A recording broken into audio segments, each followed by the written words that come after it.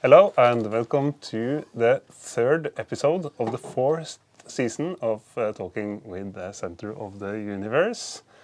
And now I will go directly to something that everyone says on YouTube. If you like this, you must like and subscribe and ring the bell and everything. And now we're finished with that. I would say welcome to my guest, Vidar Hanssen. Thanks. Directly from Tromsø. Yes, came this morning. Yes, yeah. Welcome to Oslo. Thank you. Yeah, you've been running the Beatservice label since 1994. Yes. That's pretty impressive. Yeah, more than 30 years. It's more than 30. How many years is it now? It's 31. 31 years. Yeah, running. I feel like Metronomical Audio, my label is like new started label. When I hear about from 2001, I think. When I hear about this, but how and why did you start? Well, I had a radio show with a friend of mine for a few years on the student radio in Tromsø. And at the end, I was alone. He was moved out of town for studies. So I had the show alone. And also I got a bit tired because, you know, when you have a radio show, then every time you listen to music, you have to pick tracks and you have to find something to say about the track. So I felt that it kind of destroyed my love for music. So I just decided that I don't want to do the radio show anymore. But then that was right before the radio show was 10 years. And then I thought, and then there was a lot happening in Tromsø with the early techno stuff and the producers who released stuff from Tromsø. So I thought, okay, I'll make a 10-year anniversary for the radio show with collecting these tracks and some new artists. On a compilation CD, and that was the TOS.CD. That was the TOS.CD? Yeah. But which radio station was this? Student radio in Tromsø. It's Brygga Radio? No, student. Student radio. Brygga was a competition. So it was two radios. It was many. Many radios. Doing like electronic music in the... If that was a 10 years anniversary, then you started the radio show in 84.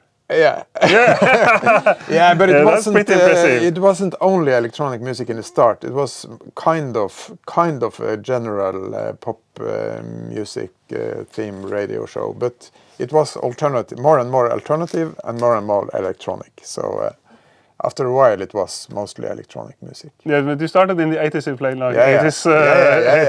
Depeche Mode and all that. Synth music from the 80s. Yeah, but that's also the path of some of these Tromsø artists like Biosphere and Overdrive. I feel like they started in the 80s sound.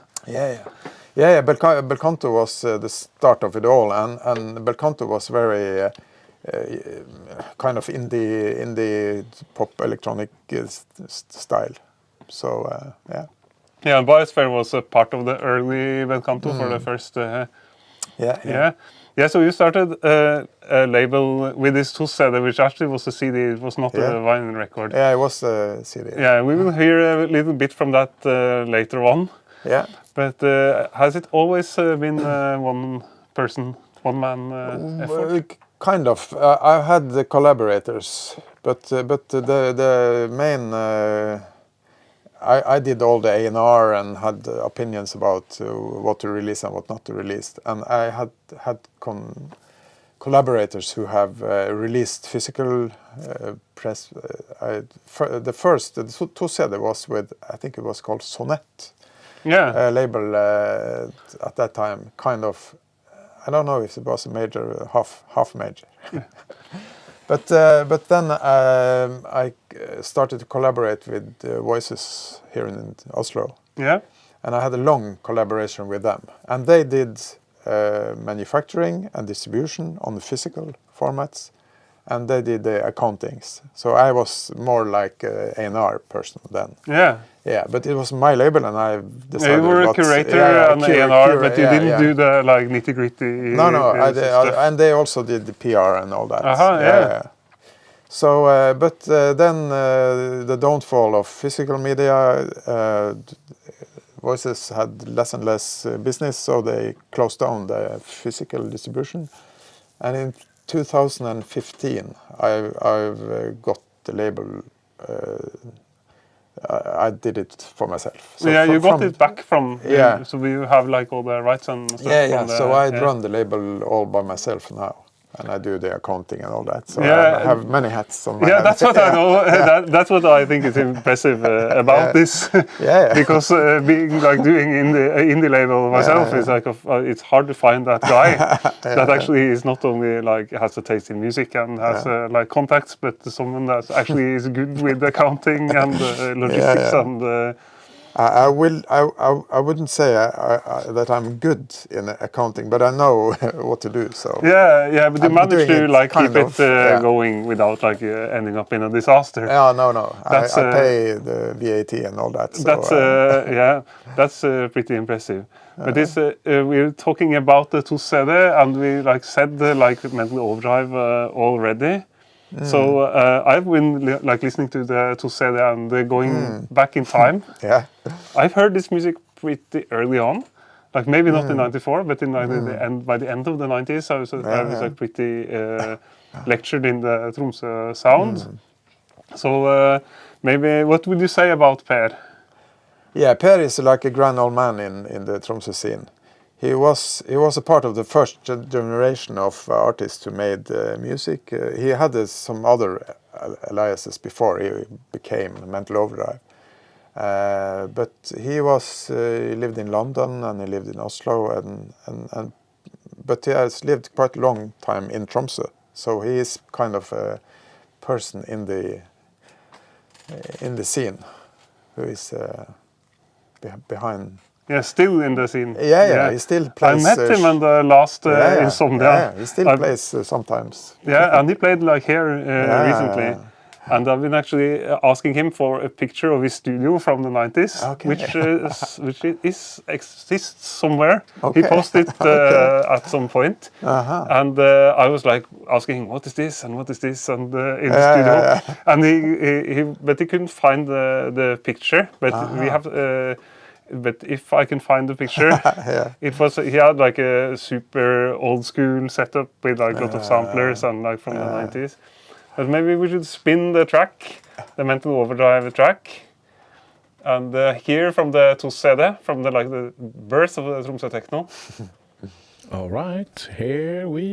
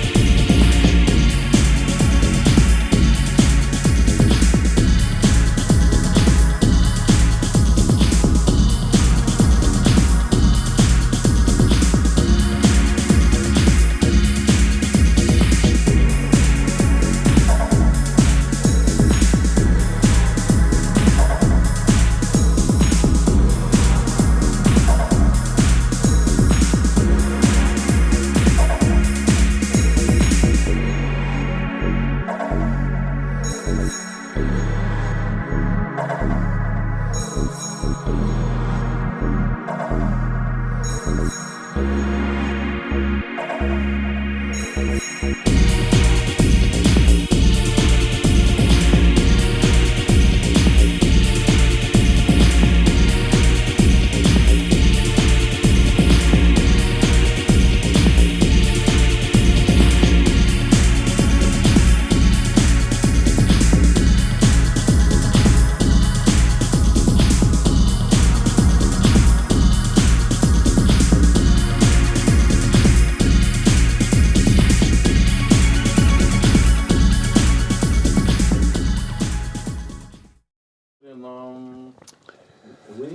have a few things in the chat. Let's see. Already action in the chat. Are all Snail mail lists still on record? Yeah, they are actually. Yeah, they are. What do you say about that, Vidar? The Snail mail lists, email lists, are they back on record? Snail mail. Mail lists. The mail I don't send any you don't have physical mails anymore. No, not physical mails. But I sometimes I actually got a demo this year on CDR. On the CDR? Yeah, that's pretty old school. Many years. That's many years ago since I got one. Yeah. Are you talking, Villads, are you talking about email lists or like mailing? No, snail mail is physical are all mail. snail mail lists? Snail mail is physical. Yeah. But were there any snail mail lists? Yeah, there were back in the days, but not now. No. I used to send promo CDs to a lot of maybe 20, 30, 50 people around the globe. Yeah, like physical promos of every release. So I actually saw one on eBay. Yeah, actually that's something you should start doing again now. Like just take the most. Yeah, it's like old school format that can't be stopped by the spam filters. Yeah. And just to say to everyone in the chat, if you have any questions, feel free to fire away in the chat. We will return to the chat after a little bit. Yeah, and there is some fun facts about the cover that we are not actually seeing it now, but to see the cover, it's pretty hard to bring back. Maybe you can check out. It's a rusty wall that I think the father of the designer took that picture, so we just used it. And I actually don't remember the graphics, if it was them who made it or if it was another guy. But there was two brothers who made very many covers for me in the early days. Bernt Ottem and Bjørn-Viggo Ottem. Shout out. Which button is? Which is the shout out? Yeah. Maybe like this applause for the Ottem boys. Yeah. So they made. They also were involved in Tank design agency. So so they made CD covers and all that. Back in the days when I made CDs. Yeah. So, But now it's, I have to keep track of the questions. Yeah, absolutely. Do you feel there was or is a specific Tromsø sound? I'm actually not sure, but one thing that is very obvious for me is that Biosphere is the right music to listen to when you watch the Northern Lights. Yeah. Because if you listen to other ambient stuff and you look on the Northern Lights, then they don't connect. But if you listen to Biosphere and look at the Northern Lights, then it's the right. You feel it that this is the right music. So you can kind of hear that he has made the music in the north, sort of. Yeah, but I think the TOS.CD and the artist, the early artist, the first Tromsø techno stuff that was released was in Belgium, SSR. And a lot of that was very inspired by the Belgian New Beat stuff and all that. So it was a bit slow and very sample-based. And then with Per, Metal Overdrive, and Is Mystic, and then you got a cleaner techno sound. So I think I'm not sure if there is a specific Tromsø sound, but there's a sound that was they were inspired by the stuff that was going on in the music scene generally. So yeah, but in the that's an interesting connection with the Belgian the Belgian New Beat, which is also like if you have when you have DJs like Charlotte Bendix that has been here to this show, and we've been talking about a lot about like this slow BPM, like 100 BPM and Snail House, which we talked about. Snail House. The Snail House, as Tore Jasterbakk calls it, like this laid-back house music, and that's a connection that is pretty important, I think, since it was quite early in Tromsø in the 90s. It was quite early to do electronic music in Norway. So you have like these R&S records. They're Belgians, aren't they? They are Belgian. Yeah, Belgians. And SSR. And SSR. Who was a sub-label to Cram Disc. And Belcanto even released some Cram Discs.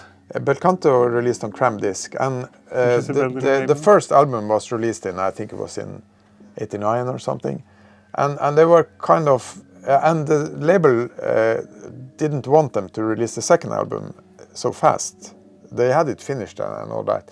So there was a year when they were just walking around in Belgium and being bored. And then the wave of New Beat came, and that was a big thing in Belgium. So they found out that, we can make that kind of music. And that became Bleep and Positive. Yeah, Bleep is Bleep is Biosphere before he was Biosphere. Yeah, so that's like a proto-Biosphere. Yeah. But it's... I feel like it was pretty early, I would almost advocate for having like the Tromsø Techno being on the UNESCO list, maybe. like the folk music from Setesdal. It's pretty important, but it's nothing that music journalists talk too much about. Even if it's like still going on, and you have these more popular bands like Rexop that is like originated in the sound that became like more pop. But it's more important than what people think. It was the birthplace of Norwegian scene. Kind of. Yeah, it was. So it was very early. But Brygga Radio also is something. Yeah, Brygga Radio was kind of a melting pot. They had DJ shows. And so Bjørn Torske and Rune Lindbæk and a lot of the guys who later became DJs had shows on Brygga Radio. So it was kind of a anything goes thing. So but Studentradio was a bit more structured. So, but I had my show, who was an hour each week. So and I played more electronic and underground music. So, but it's I've heard like this about this Biosphere show at Brygga Radio, that you like to have like fun facts from the astronomy world. On top of actually, that's not correct. It was on the student radio. That was on the student radio. Because he had the show. I think it was before or after my show. So Beatservice radio show, and then Bleep Culture was the name of it. Yeah, that was that was on student radio. That was on the student radio, and he had like this astronomical fun facts. He had a lot of. That's pretty awesome. But is there any like documentation of this? No, there was we had to record everything, but I think those tapes were re-recorded and all that. And when the student radio closed, I think they all went. They just got. So there is like no missing tape, or no missing. Actually, there is documentation about the Beatservice radio shows, because we had the one fan. Shout out to what's it called? Oh no, you can think. Shout out to. The name escaped me, but I will remember it. Yeah. But he recorded every show on cassette. Yeah. And he has digitalized it.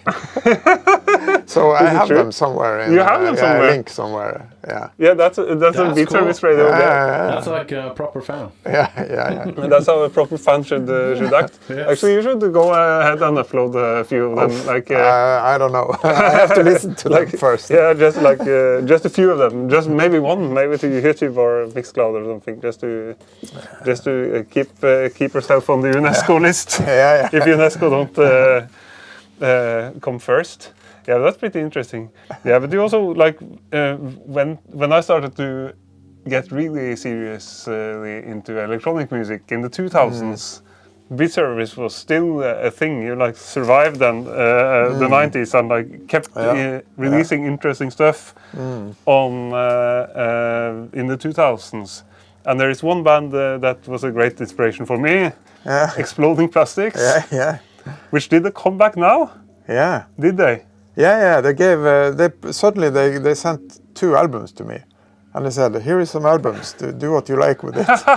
So, but actually, they called one of the albums an EP. So, but it is actually 2 albums. But we released them. I think it was in 2003 or 2000. Yeah. I think maybe it was autumn of 2000. The first one. The first album. Yeah. And then the second in the spring of 2014. Yeah. So thus EP. And the other one, I don't remember. Yeah, but they did a comeback right now.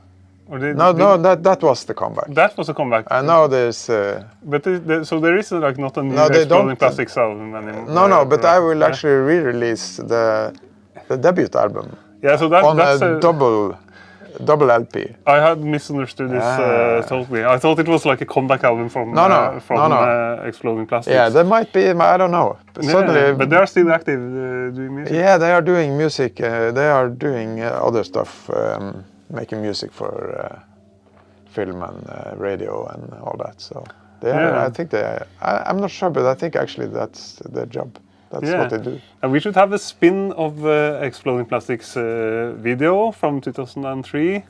I have never seen this video before.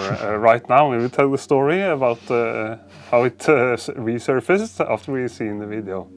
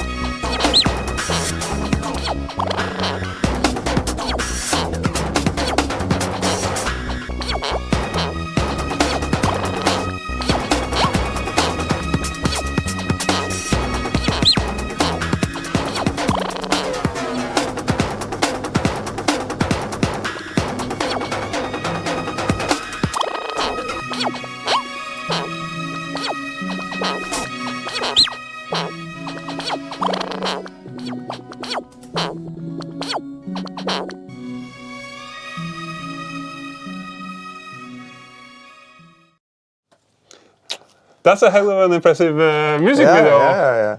I actually saw it just the other day, and that was the first time in maybe 20 years that I've seen it. So, yeah, because cool. this is like unearthed from. First of all, this is made by some. Who made it? Czech company. I don't know what they called. A Czech company. Czech people. So made it like this is 2004, 2003, maybe for the first. At the time, that was an exclusive track on this. DVD compilation. On this DVD compilation? Yeah. Because the track was released after a while on an EP. But at the time that video came, it was never... So it was like a DVD only release? Yeah. Yeah, that's interesting because the way we found this track was that you sent me a DVD for this stream. So it's a DVD. Maybe it's somewhere around here. Maybe I put it somewhere around here, this DVD cover. Yeah. It's like, here it is, here, it's a DVD. Yeah. And it's a Beatservice video jukebox. And you can actually, you can tell a little bit about it. You can actually like win this DVD if you say something, like your favorite Beatservice band in the chat. You can win. This is actually the last ever copy. And someone of you can get this. So, well, the story behind it is that I had the 10-year anniversary. I made a compilation CD called Beatservice Jukebox, which this is the cover for that. And at that time, I actually made music videos. I don't do that anymore. No. But most of these were made idealistically. I don't think I paid anything for any of these ones. So it was friends of the band, or maybe there was just there was a UK company and there was this Czech company that made this because they just wanted to make it. So and we collected them all on this DVD, which we haven't sold any copies of, I think. So there was actually I think when Voices went down, I think they threw away a lot of copies. But I got some up to Tromsø, and I given some away, and maybe I've sold one or two or something. Yeah, so this is the last copy in the world of the Beatservice jukebox, and now we were like, here you can see the Beatservice jukebox flying around. Oh, careful! It. But now we can see the Beatservice jukebox is pretty invisible here. Maybe it hits the corner at some point. Maybe it will hit the corner at some point, I'm not sure. Yeah, but the thing we did was like we digitized the whole thing. So maybe in the future, maybe some of it will come to the Beatservice YouTube. They will all be available at the Beatservice YouTube channel. In 2 years or something? Yeah, like it's kind of a dead YouTube channel, but I think there is actually one or two things there. Yeah, but there is it's nice. There will be more. I feel like this. So this is a chance for an early peek then. If you write something nice in the chat. And it's actually 24 music videos, so that's pretty cool. And 4 of them are short films. So that's pretty cool. Yeah. So we have the only copy of this. Yeah. Thank you, Mr. Ghost, for the. And we are getting posts in the chat. Oh. Keep them coming. We have some people who are interested in winning. Yeah. Maybe we should. Maybe we should have a look in the chat. I don't know how we are like doing it time-wise now. Yeah, we have plenty of time still. I want to win. It's Nadda wants to win. Maybe actually my favorite. Can you see? Electricity Piece Machinery. Oh, right. I think like we have a winner in the chat. Like Nadda has to. Is Nadda no right? Is it you, Nadda? DJ? Is it you? Say like a thumbs up or something if it's the Nadda. It's not too many Naddas around. I think it's the Nadda Nord, the very talented DJ. Aha, cool. Yes. Shout out to she's really. Electricity, yeah. But you know her, cool. She's really good Oslo-based DJ, playing like techno and acid and experimental IDM. Really good DJ. So yeah, congratulations, Nada. We have a winner. Yes, in the chat. We have a winner. Okay, can we get some samples? Yeah, not the lull, but like, and like, yeah. It's the first time we had like a give out. a give out, and But there was a question about what the most taco dinner friendly music. I think that has to be some more loungy stuff. Maybe Slowfo. Slowfo is pretty dinner. Yeah, I think that's taco friendly. Yeah, it's taco friendly. I think like boblebad also could be like Boblebad definitely. Boblebad could be taco dinner. Could be loungy. Yeah. And like some of the other sample-based Xploding Plastix with like this like maybe, samples. but I think Xploding Plastix is a bit demanding. It's a bit kind of sort of frantic stuff. So I don't think that's too good to eating taco. No, but they have some like lounge. The like first chill album. out. The first album has some like chill out stretches. First album is a bit different because that's more cafe jazz samples and so that's a bit different. If you want to freak people out at your dinner, you should go for the Slowfo if you want to have chilled flunk maybe. I would recommend slow. Flunk. Flunk is also very dinner friendly in general, but also taco friendly. Yeah, but I have to ask, like, I think the Beatservice is one of the first like Norwegian indies that is still running. How is it possible to keep? I don't know. You know, I think that's not a good question, maybe. Yeah, I think I think maybe the biggest thing is that I don't do this as my job, because if I was supposed to make money for a living out of it, then I would do something else. Yeah. Because it's not much money. It is some money, but that's one thing. I don't have to have a lot of income, but I have one demand, and that is that it's always on the plus side. So I don't want to lose money. No. So, but I've done that so far. So yeah, but that's the thing. It's like maybe that's a good idea actually. If you're doing like a small indie label thing and keep it going, that you you have to do it on the side. Yeah, it's a kind of a very big hobby. It's an extremely big hobby that takes over. And also it's that I never compromise on what I release. I only release stuff that I like. And sometimes I like things that other people like, but sometimes I like things that no one else likes. So, okay. But you don't find out until you put it out. No, I don't know. I don't always know. So So and I have had some learnings when it comes to how much work it is. So I'm always tempted to release stuff when I get a demo and this is so good and I have to release it. But nowadays I'm doing more planning, and I slow it down and I say, okay, I can't release more than this and that per year or something. So that's also a thing, that you have to know your own limits. So you have to stop when it gets too much. So I think maybe that's it's kind of a fun hobby. Yeah, but that's I think that's a good. I still want to do it. A good thing that you should take note of if you want to start a project, not only a band but especially a label, that you have to limit the scope, or else it would just take over your life at some point. And also the thing that I have put limitations on what I release. I only release Norwegian music from Norwegian artists. Yeah, that's so when I get demo from an Italian or from Sweden or something, I just can say no. I don't have to listen to it.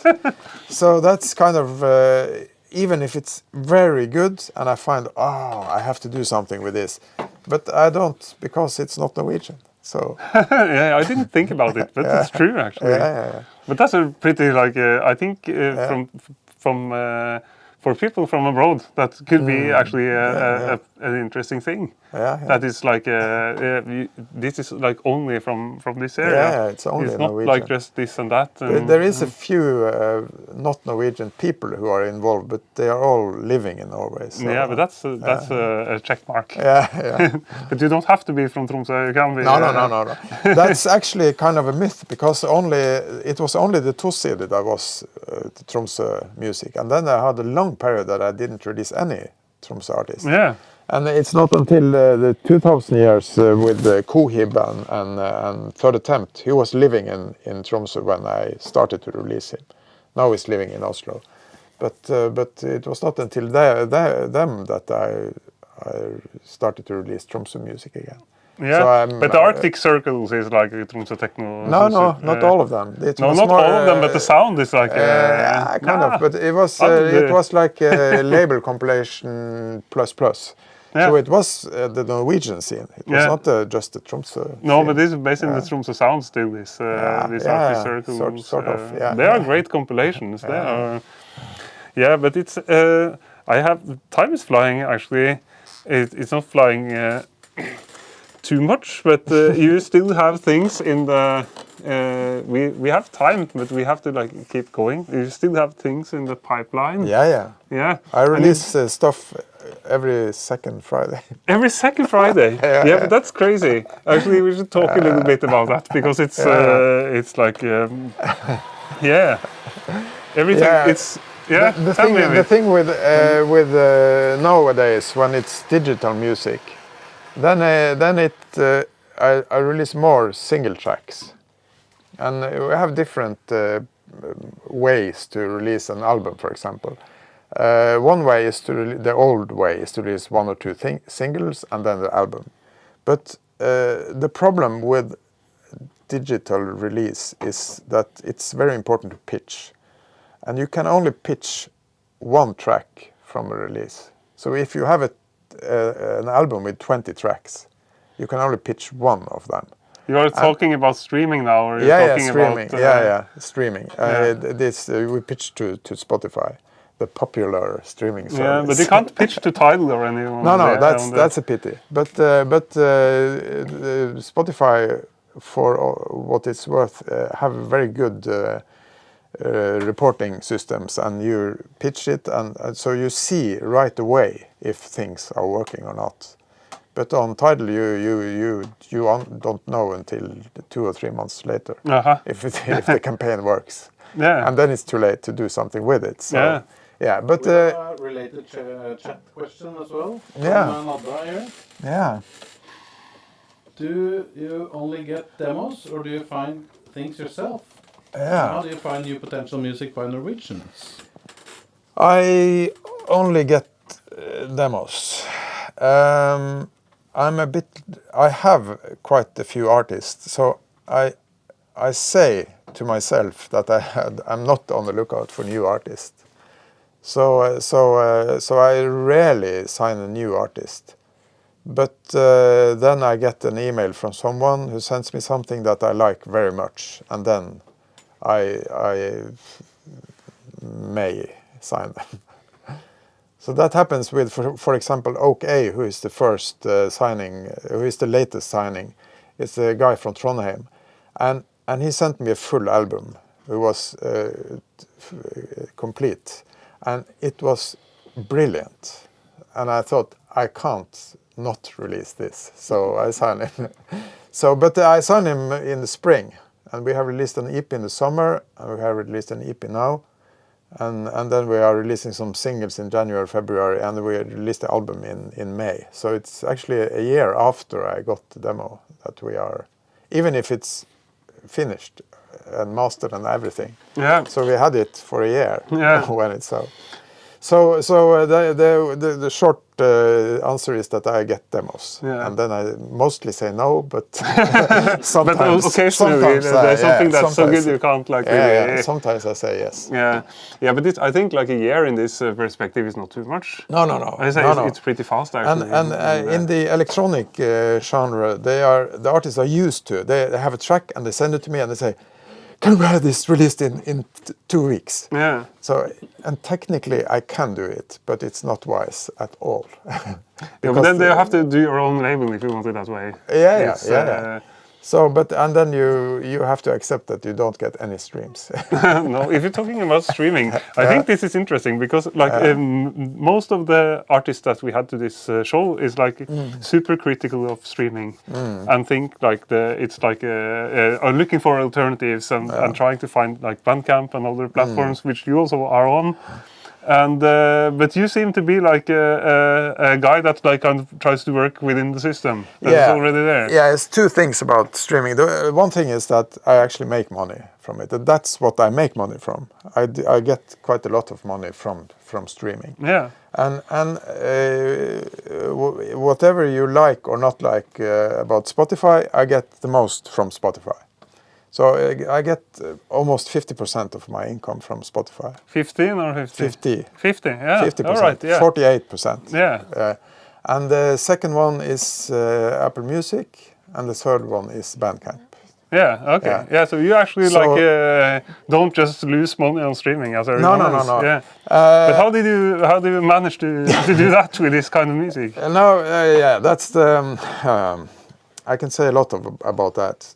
What I think when people say that they want to leave Spotify because they pay too little, I don't think they actually want to leave Spotify. I think they want to leave streaming because streaming doesn't give much per stream. So in general, streaming has a low payment every time someone listens to a track. But for me, I have a big catalog and I have some artists who are a bit bigger than others. Yeah. And so in the total, I get quite a lot of income. Yeah. Maybe it's my big catalog that saves me because I have some artists who I don't make any money on. Yeah, but it's like you still feel like it's working, and it's even if they have like these limits of 1,000 streams per track. Yeah, or did it like go like this with? No, I was a bit. I checked the numbers when they started doing this, and I actually couldn't see that much difference. Actually, so in principle, I see that I should have gone down a bit, but I didn't. So I'm actually not sure why. No. So but I agree with all that, all the negative things about Spotify, that they do have a lower price per stream than others. But in general, streaming in general doesn't pay much. So if you want to look back in the golden years of the 80s and all that, then you actually sold maybe 1,000 vinyl or 1,000 CDs. Then you made money. But nowadays, if you print vinyl, you lose money. Yeah, that's exactly what I was. That's exactly what I'm thinking also. I just think it's interesting because it's like you have this like avalanche of critique on especially Spotify, and people are like really angry, and like famous bands like Valkyria and All Stars also pulling the catalog. And but I think this is a really good point, because I think mostly the focus on Spotify is just that they are kind of the poster for streaming. So it is like you're saying, actually the streaming model more. And they have like, it's kind of weird that they have this almost monopoly, because the actual services, like if you change to Tidal or you change to Cubus or some of the other ones, it's almost the same, like from a user perspective. But still, Spotify have this like enormous market share. So I think that's why all these campaigns are going towards them. Because they have like so much power and all of this. And I do also understand the moral aspect with Daniel Ek investing in weapons and all that. But actually, he isn't Spotify anymore because he's quit. Not many know that, but he isn't. Isn't he like on the board? No, not anymore. He has quit. Wow. Yeah, maybe he's still on the board, but he is not C.O.U. or C.O.E. or C.O.U. or something. I think he quit that because, or that's part of like the marketing campaign, like save the company. Image kind of, but I think it's still on the designing board or like something. And my strong opinion when it comes to streaming is that we pay far too little. I mean, when I was young and I bought music, I think I used thousands each month. And now I pay 120 kroner each month and I have everything. Yeah. And that's very cheap. Yeah. You have so it no until... wonder why lots of people don't make any money. Everyone is in the same pile. It's like it's pretty weird that like some weird ambient should be on the same platform fighting for the same streams as Beyonce. Because they share the... Yeah, but I actually see it the other way around, because what people often say is that when people pay money to listen to Boblebad, why should Beyonce get those money? But I see it the other way around. Boblebad gets money that people who are listening to Beyonce pay. Yeah, think about it. That's a hot take. That's a hot take. I think it does actually. I'm still one of those guys that is on Winamp only. Okay. Or not, like I have like vinyls and CDs and cassettes also, but like my main like music consumption is Winamp. Winamp. Yeah, it's like having files on the actual PC. MP3 and MP3s and aux and WAVs and that's like the story about that is that I'm a DJ that plays every weekend. So I have to like get hold of the music one way or another. I have to have it like physically or as files like on a USB stick and on the PC and in the catalog and everything. So I'm like able to go out to play it for people without having internet. But it's also like I also have like this philosophical take on this that it limits my scope of music. Definitely. Into like I actually sometimes I ask like artists or labels or some people that are in like my genre, if it's electronic music or folk music or something, I ask if I could have a copy or a promo. Sometimes I buy it on Bandcamp. Sometimes I like find it like on the dark web, or I ask Soppen to like hack someone to like download to get the files. But it made me like question if streaming is the right way to consume music, because I like being limited to what is like either on the computer or on a physical LP that someone gives me.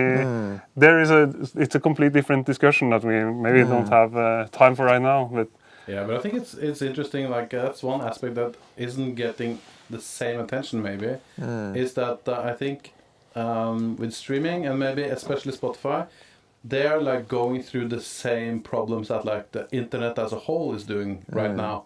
So like everyone is on this place that has so much stuff and so few tools to like navigate it in a good way. So people end up listening to like the algorithmic feeds and like all these mood playlists and all. It's like I don't have no idea where to begin. So I'll begin at your recommendations, and then like they can kind of control what people are listening to instead of everyone finding their own ways. And that actually is something that I try to do when I market, for example. My sole goal for marketing is actually to make people listen to it so that the algorithms find out that, oh, someone is actually listening to this track, and then they put it on the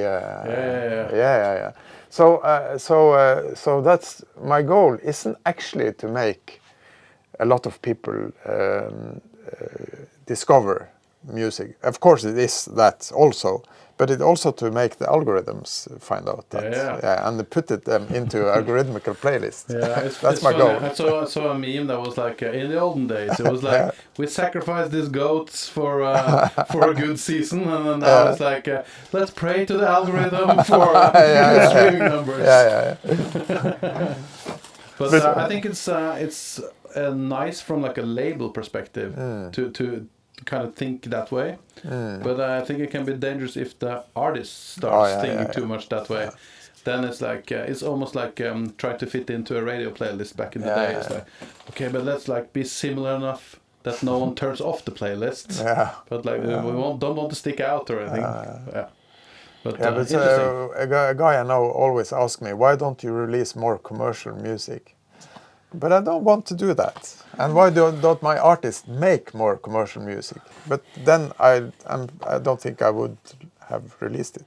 No, exactly. I think if you did that, you would like shoot yourself in the foot. Yeah. Because speaking about algorithms, it's like also on YouTube and the internet in general. What an algorithm often likes is that you have like a continuation. You have like you're staying on the same output for a long time. So like probably now the Beatservice crowd or like the streamers and the people that get your music recommended and listen to it, they're probably signed up for like this like left field house and techno electronic lounge stuff that you do. So if you like start, I think like the worst thing that can happen if that some artists are like trying to make more commercial music and then they're like no one will listen to it. Sometimes if they don't do it really good, maybe it's not impossible. That's also the core of Beatservice records. It's always music from the heart.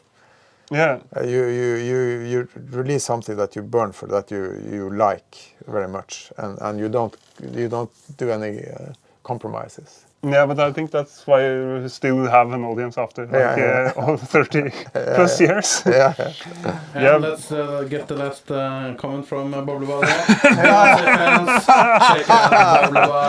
Definitely. I think if you're into Beyonce, you should really check out the new Boblebad on Beatservice. Boblebad has actually released a new album. Yeah.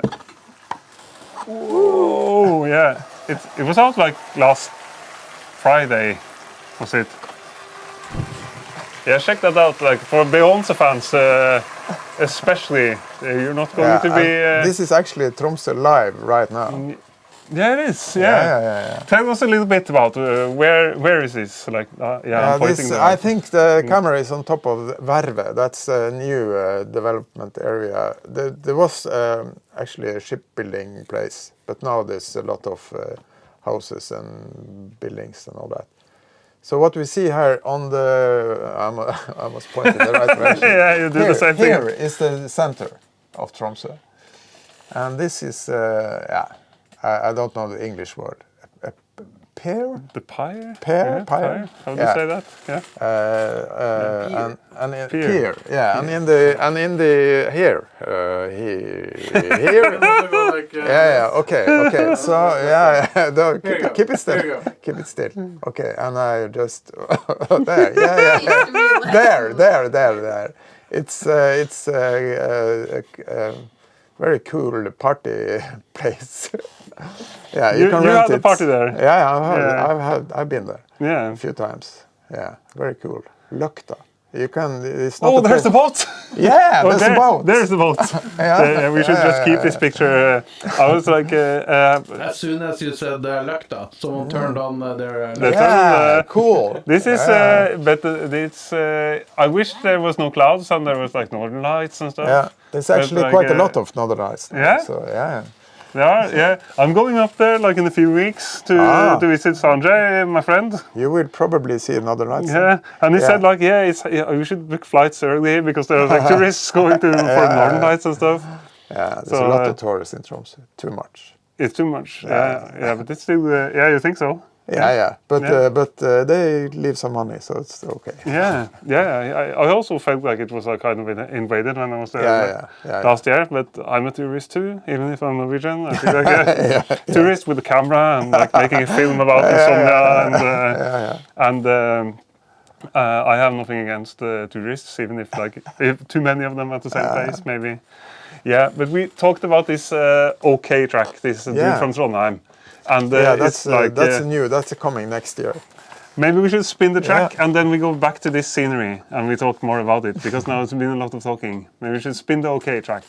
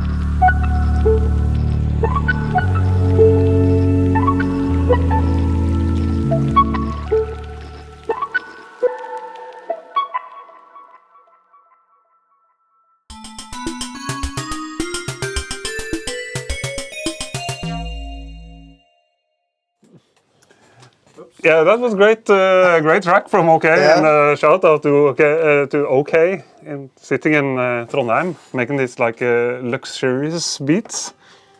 Yeah, there you go. Yeah, yeah. But we had the question that we almost forgot the question that we have like. We answered the question before the question. But you could tell a little bit about this guy and the album.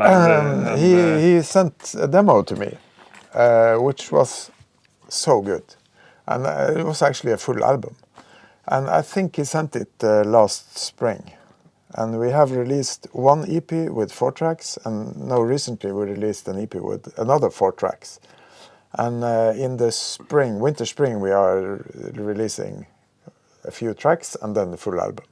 So the full album will be released in May.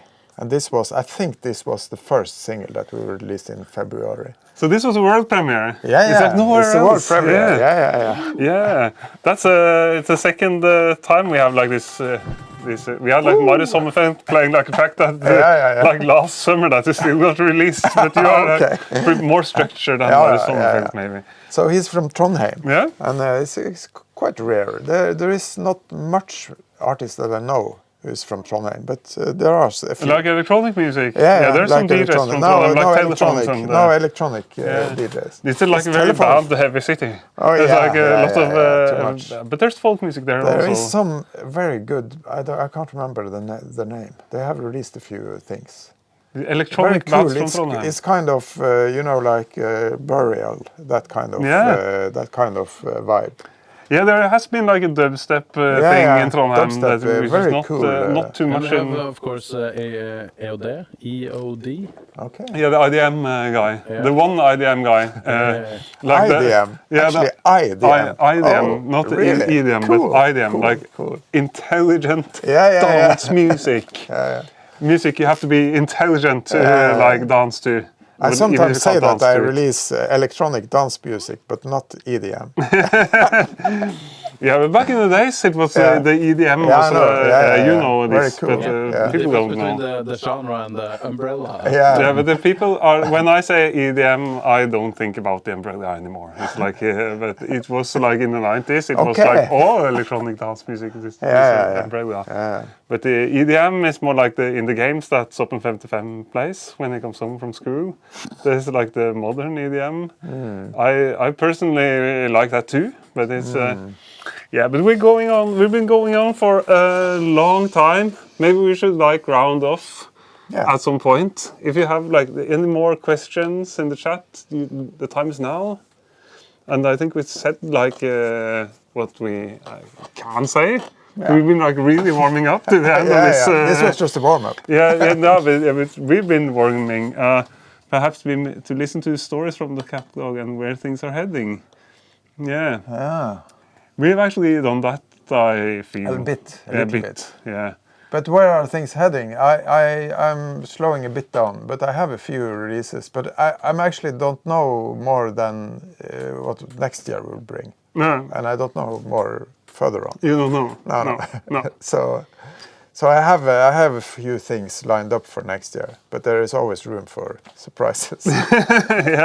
When people see this stream, I will get a ton of demos. Like all the producers in Trondheim are getting angry as we are talking down the city. Like dubstep producers in Trondheim started to like send the CDRs, and then we have it rolling. But maybe we should just say thank you and sign off for now. And it's been a thing I've been having in my backhead for like since we started this to have you coming around. So I'm super happy. Yeah, fun to be here. And it's like good choice of beer.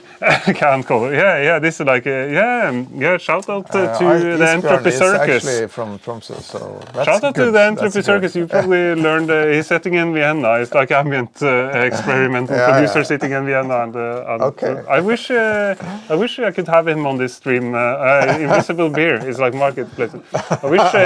I wish he was coming to Oslo at some point. He should be on this stream actually.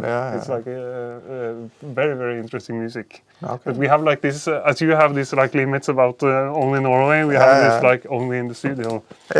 Since it's so much stuff and the technical difficulties to have like a remote stream.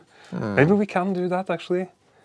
Yeah, we can do it. Yeah. If we have a good guest. If we have a good guest with a really good internet connection. He's been having streams too, Yeah, and let's also give one last shout out to Nada, the winner of the DVD. Yeah! That's a big thing. It's our first competition here on stream. And Nada is the DVD winner. Do we have? Yeah, can you show the DVD, Soppen, in the back cam? And yeah, you can have it in the back cam. Soppen 55 has the DVD. Yes. For the winner of the competition. Nada, you should either you come around to the studio, or I'll put it at Mir, or I'll bring it personally, or something. I'll come to your gig, maybe. You will have the DVD with all the 24 mysterious Beatservice videos. Yeah, big up. Yes, and yeah, maybe we should just sign off. And big up to Kristoffer and Soppen 55 on the tech back room with the julebrus and everything. And everyone should have a nice weekend. We're back again in the start of December with Emla Maria. Singer-songwriter, electronic producer, which also has some pretty amazing videos that will blast on the green screen. And thanks for coming, Vidar. Thanks for having me. Yeah. That's it, folks. Thank you.